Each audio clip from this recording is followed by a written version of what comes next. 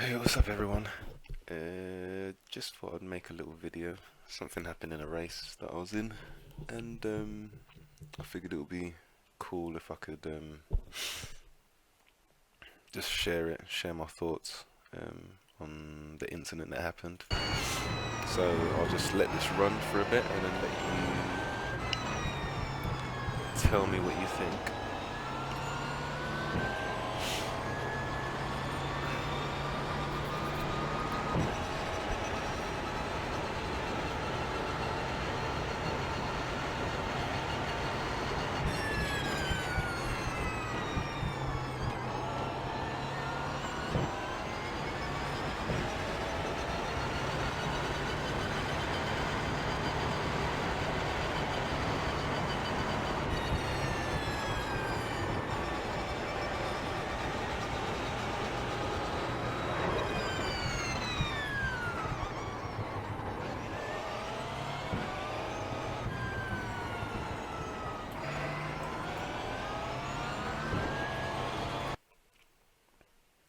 Yeah.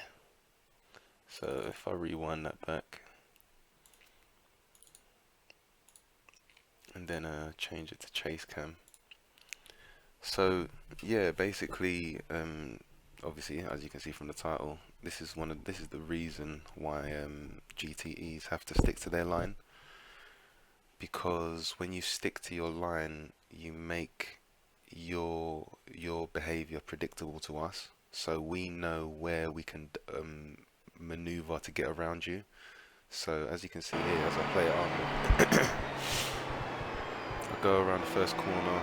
Obviously, you're always going to end up on this side of the track if you take it reasonably well anyway, or with decent pace. So at this position, I'm looking at him and I'm like, okay, his racing line is on the right side of the track because the next turn is on is a left-hand turn.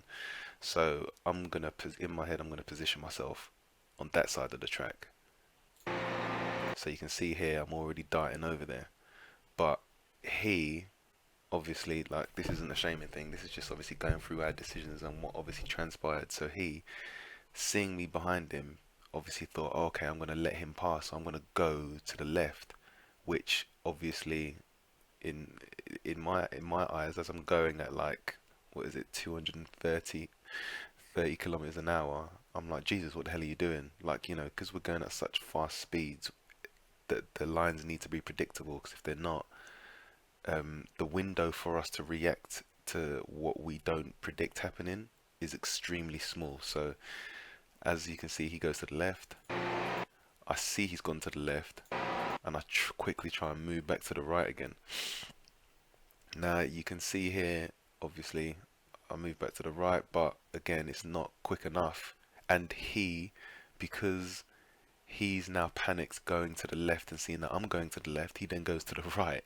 So now we're both basically facing the same way. I'm going at 240 kilometers an hour now, and I've got to react quick enough to get around him and still manage to stay on the track. So, boom. I mean, yeah, it was inevitable that that was going to happen. I mean, I've tried my best to basically to avoid him as much as I can while still staying on the track. Because you can see here, I'm basically on the edge. If anything, my right tires will probably go on the grass. Um, but yeah, so unfortunately, he caught the short end of the stick and got whacked and spun around. Um, you can see him there. Just you can see he's clearly got damage, and he goes right back into a wall again.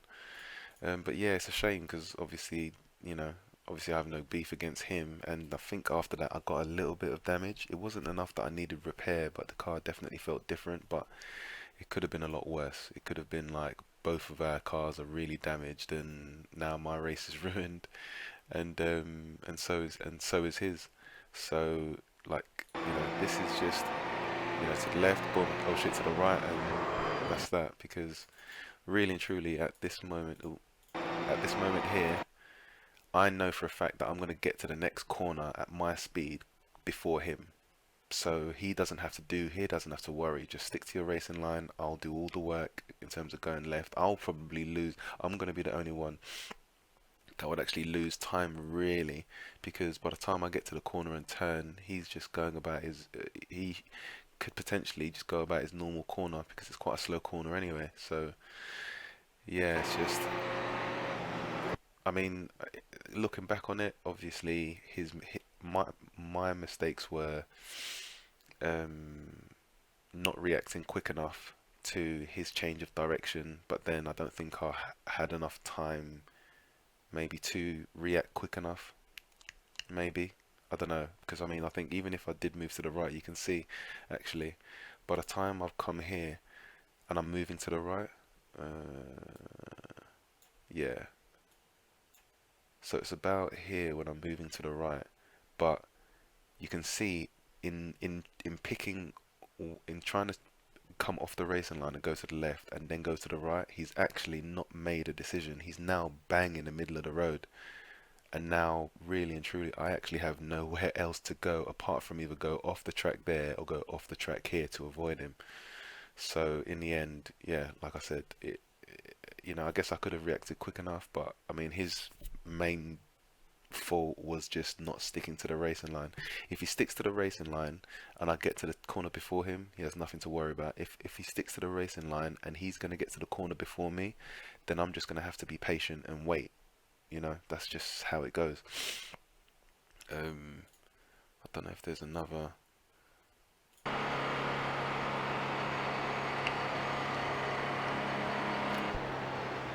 So like, Jesus Christ. Okay, that's not a good example. See if there's another car just in front of me. Maybe this one.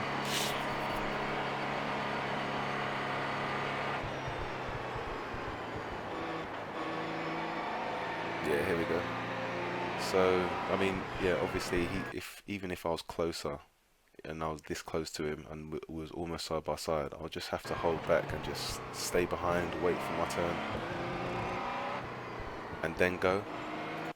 Um, but like I said, I mean, this is a very iffy subject because I've seen a lot of videos on this, and everybody's getting frustrated. P1s are getting frustrated. GTEs are getting frustrated because they're like, oh, these guys don't have any they don't have any like patience, and they should just be patient, wait, and blah blah blah. But they've also got to understand that when, let me go back to that lap.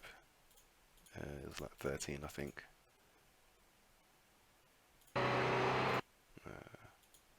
There we go.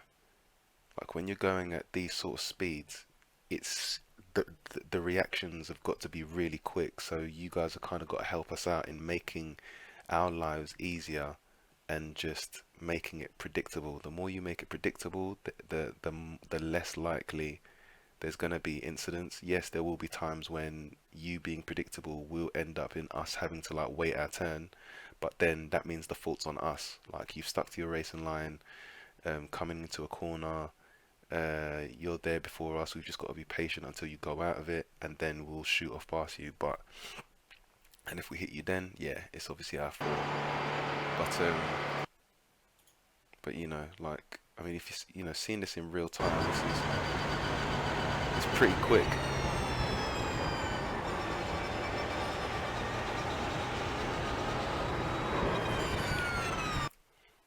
So I mean, like you could say, yeah, I could ease off the throttle, but in my eyes at the time, I don't have to because I'm going full pelt. I'm gonna make it to the corner before he does. Like why do I need to lift? The only time I'd probably think of lifting is like if there was like two cars and they were both trying to overtake each other, left side, right side. Yeah, I'm gonna have to lift because there's no space to to to go anywhere. But anyway, just thought I'd make that video. Again, this isn't like a bashing, shaming thing. It's just like it's just an incident that at the time, everybody was like, "Oh my God, what happened?" And then on the radio, I'm like, "Oh, I just hit the guy because I just wanted him to stick to his racing line, so I went to the left, and then he went to the left, and then I went to the right, and then he went to the right, and then in the end, he hadn't made a decision, right bang in the middle, and that's what happened. It didn't even look like I hit him from my perspective, but yeah, obviously I whacked the hell out of him. So, But anyway, thanks for watching, and I'll catch you guys later.